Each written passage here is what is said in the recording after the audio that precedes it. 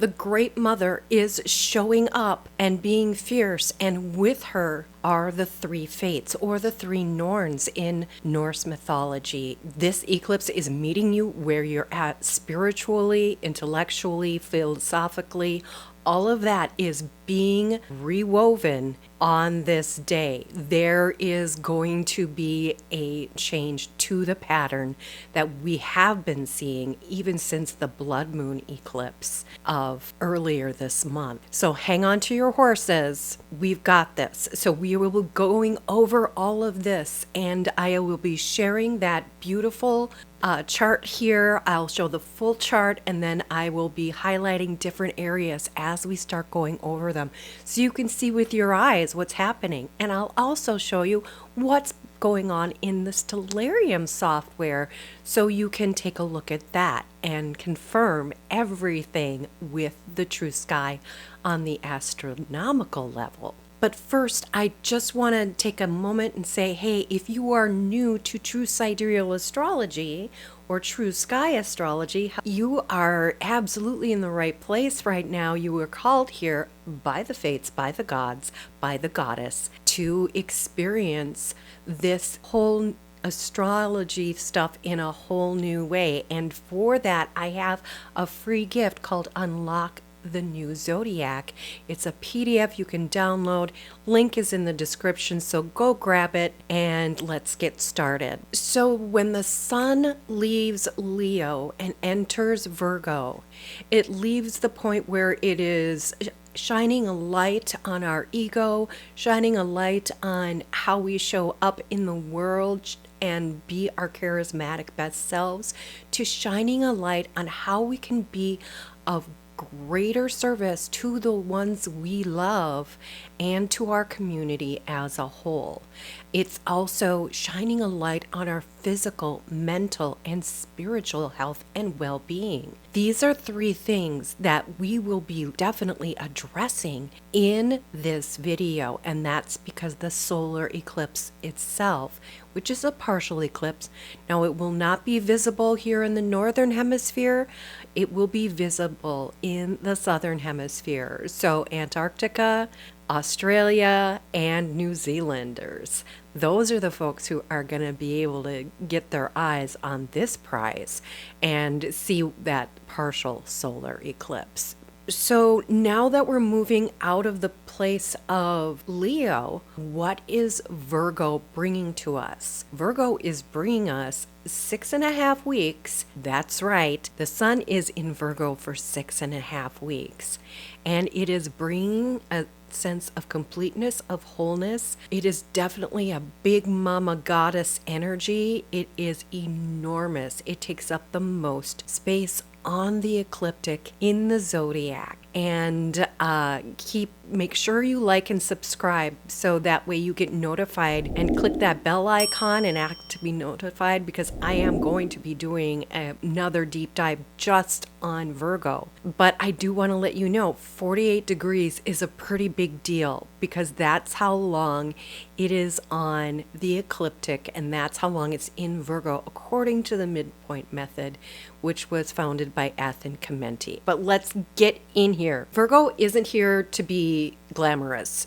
She isn't here to be in the spotlight anymore. She's here for the grit and the determination to help these fates weave a new path forward for humanity. We have seen all sorts of eruptions all over the world with politics and with community. And there's been some shocks and some really intense focal points that have been hit. But I can tell you for a fact this is showing up in True Sidereal Astrology, and it helps us discern our role to play in the more transpersonal stuff, but how we can find our personal path and personal power during this intense time. So as part of this, there is what's called a grand trine. And that means we have 3 trines connected together. And with those, and this is separate from those 3 fates, those 3 yods, that's a whole nother ball game. But let's start with the trine, because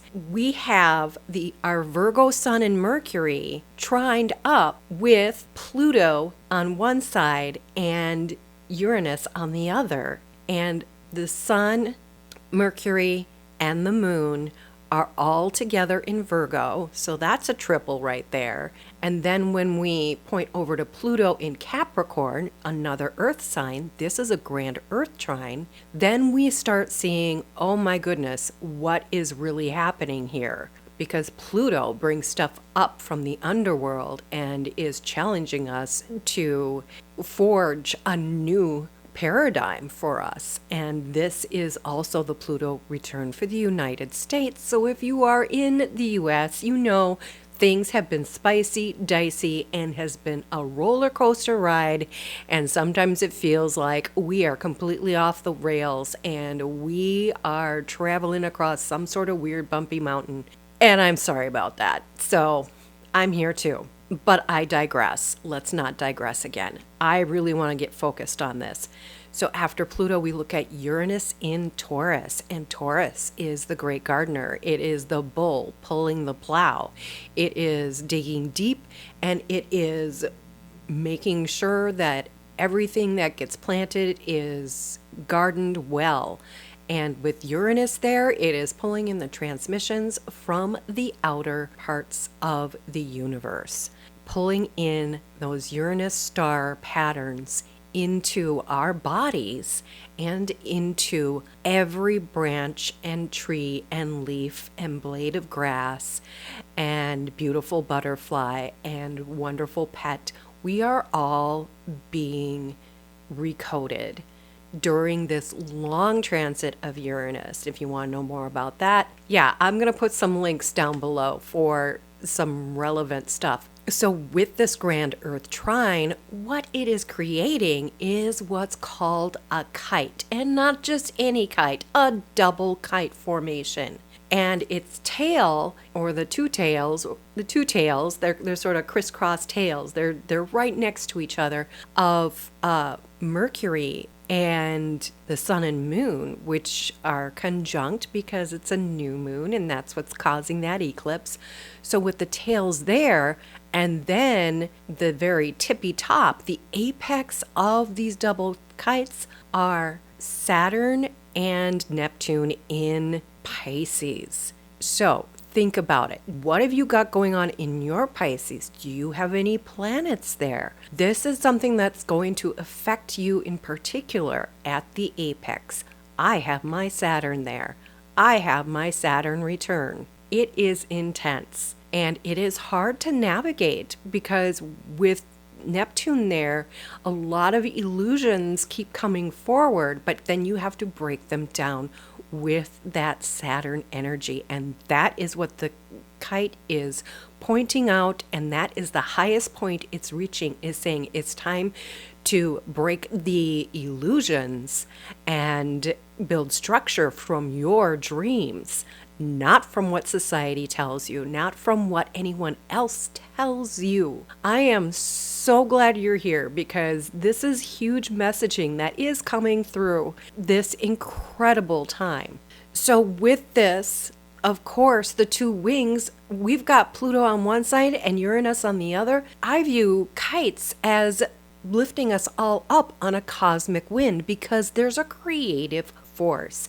There is a sextile between the apex of the Neptune Saturn in Pisces and with our lovely friend Pluto Capricorn on one side and Uranus on the other in Taurus.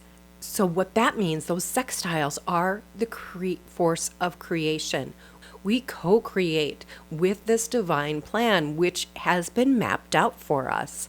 This kite formation is, with Neptune, is to remind us not to build castles in the clouds, but to create a framework with our Saturn confidence and our Saturn structure. paying attention to where we are headed next, okay?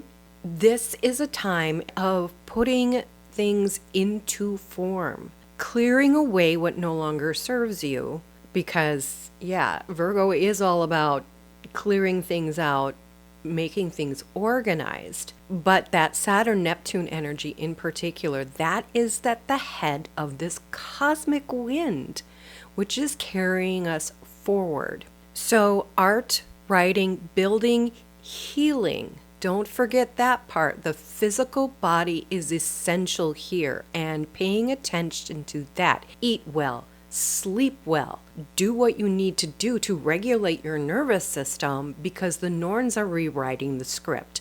The fates are rewriting the script. It's not just the finger of God, it is the hand of God. So let's break down these yods, these fates. Where are they pointing to?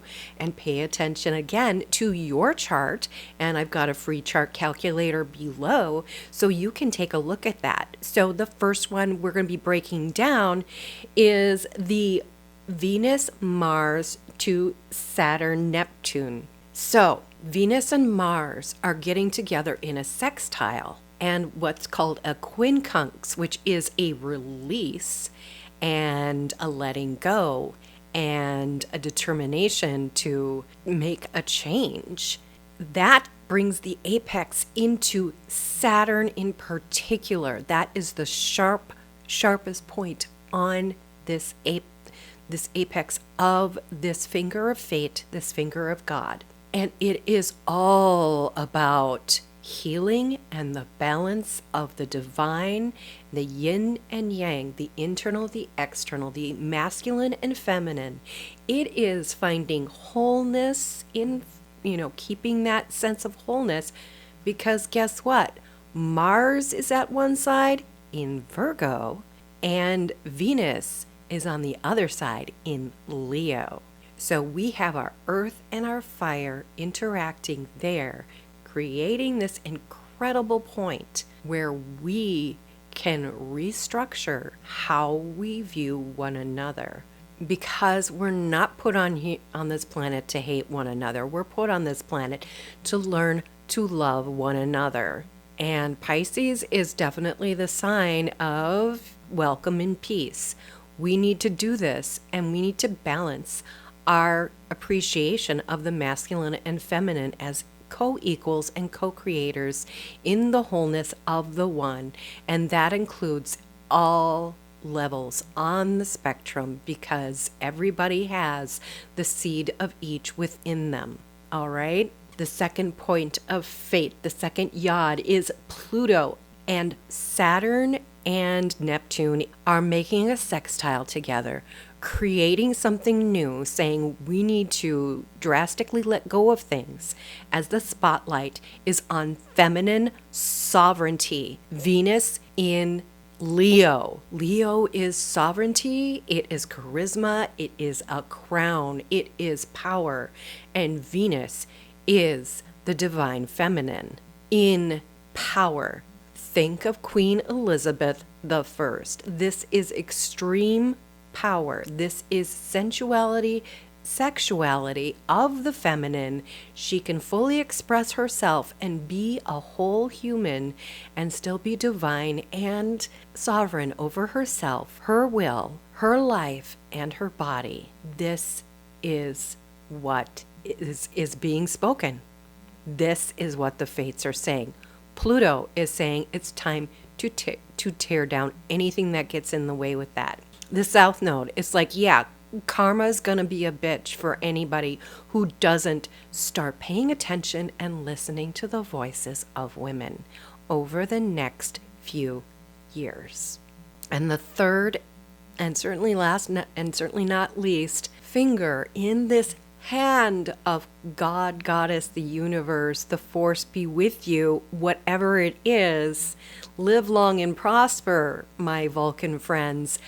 What we have going on here is, the point is on Mars in Virgo.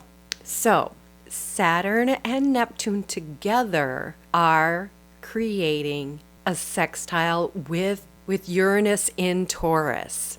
So all of that's happening. So that Christos Sophia energy from Pisces, Taurus, Earth Goddess energy, and it's all pointing to Mars, saying it's time to take action.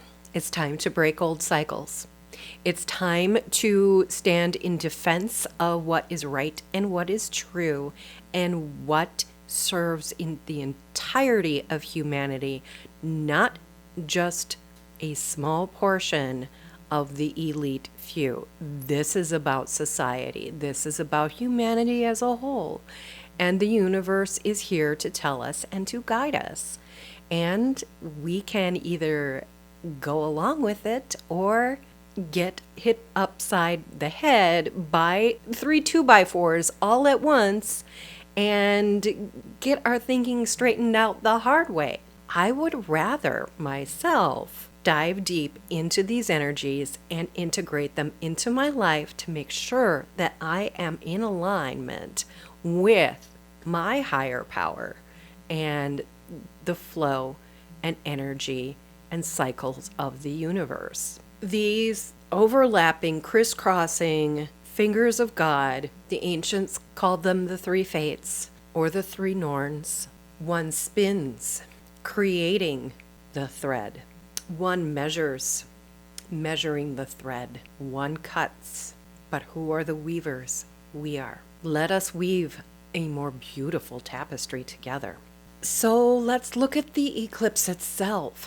What does it mean when the sun is in Virgo, when the moon is in Virgo, and when they converge together in a new beginning? This is the start of a new cycle that will last for approximately 27, 28 days. And the moon in Virgo is here soaking up that energy of the sun and showing up for all of us with our feelings, with our intuition, and helping to guide us. With a solar eclipse, it can only happen on a new moon. It also means we have connected to our shadow. And whether we visibly can see this, it is happening. It is happening, whether we can visualize it and see it in the sky or not. The new moon and shadow is ego and emotions. You might feel some things being triggered. This is the perfect time to do anything to help you ground. I highly recommend Calming Herbal Tea. Tension Tamer by Celestial Seasonings is one of my favorites.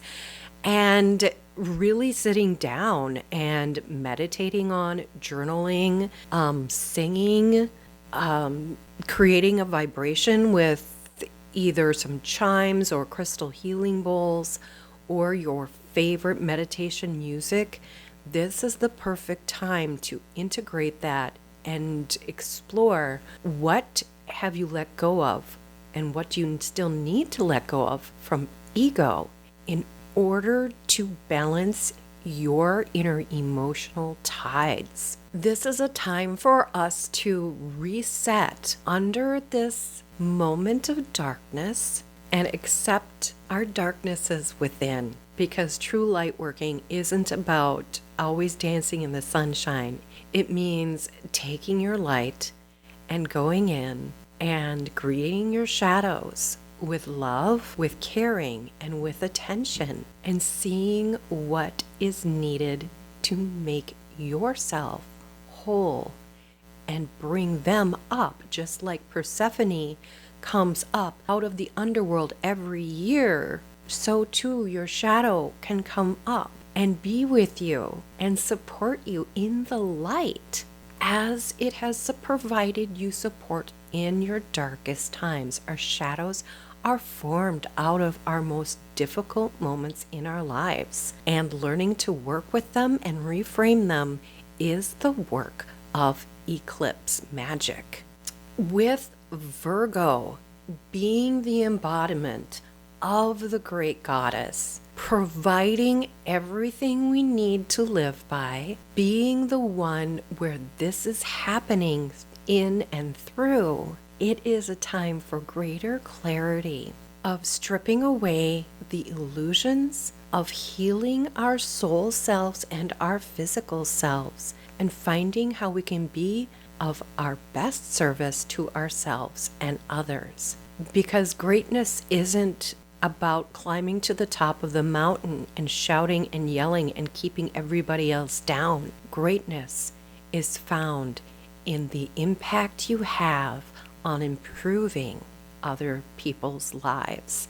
And that is this lesson, because this eclipse is a turning point. When the shadows rise, clarity follows, and the goddess is demanding authenticity from all of us. This is no joke, and there's going to be repercussions. There's going to be precursors to all the energy that's happening here. The Norns are nodding their heads right now. They're saying, yes, as we create this, we are carving new runes into the world tree for us to make magic with. And yes, I am a clairvoyant, clairsentient type of psychic. So I am here to tell you the Norns are real. The fates are real. And they are here for us if we are willing to listen to them. Take the next right step, just one step each day. So I want to give you a little bit more guidance like I did in the Blood Moon video. I'm going to do this more universally since everything is so intertwined with these kites, with the Grand Earth Trine, and with the three fates. Everything is so woven together. But it's up to you to find your true thread, whether you operate via earth, air, fire, water, or ether spirit. So whatever sign your moon and sun are in, where do they unite? Think about that. Where does your moon eclipse your personal sun? I have my moon and sun in Taurus, and it is getting very close to a new moon. It's very much the waning moon for me. So in this life, I'm finishing a lot of stuff up from a past life. And so I know when my moon and sun are coming together, that is revealing things from my past life. Maybe that's the same for you. Take a look and see what phase your moon was in. And you can just look at it by just creating a cross from the sun to the other side of the ecliptic and going right and left, and you'll know if it's waxing. Now they travel counterclockwise. If it's waxing, it's going to be on that side of the sun. If it's waning, it's going to be on the other side of the sun. And you might have had a quarter moon or an opposition, aka a full moon, or anywhere in between at the time you were born. Those are some key indicators for how to work with this particular eclipse, because then you can look at, okay, what level of shadow is my moon in? So I do have 3 journal prompts. The first is asking yourself, where am I still living by somebody else's script? So important to speak your own voice, write your own story. So that is the first journal prompt. What was the old script? And what do you want your new story to be? And what is your heart and intuition telling you? The second one is, how can I serve in a way that heals and doesn't deplete me? Where can you give from your strength, not from your need? This isn't about sacrifice or being less than the person you are serving. It is the mother serving the child. It is being the support. Who can you support and still be as strong and sovereign as you need to be for the divine feminine part, or as strong and action-oriented in defense of the divine feminine for the masculine part? Where can you be the shield? And the third one is, what shadow is ready to be faced and released? So, what part of your shadow do you need to release? What part do you need to integrate? What is no longer serving? You may have gone through shadow work before, and then you go back to that shadow and you find, oh no, there's a whole nother part of that I didn't address last time. Honestly, it's because you weren't ready to, but now you are. So, go ahead and revisit or visit one for the first time. And I have a brief little ritual suggestion for you. And yes, it involves a candle because this is all about light and shadow. So embracing your fire is a good thing. So light a candle and write down one illusion that you are releasing at this time. Really put that energy to it. Speak it out loud as well. Get that vibration into the universe. And spells, spelling, written word, very magical stuff. So once you have written it, burn it. Then write one grounded intention to manifest during this Virgo cycle. It will take you so far. It's amazing. Remember, just one step onto this new intention, just one step onto this path. Move forward in a more powerful, grounded way and be co-creating with the universe because that's what we're here to do. Yeah, I couldn't have done this without the universe already creating YouTube, without the universe already creating watercolor paint.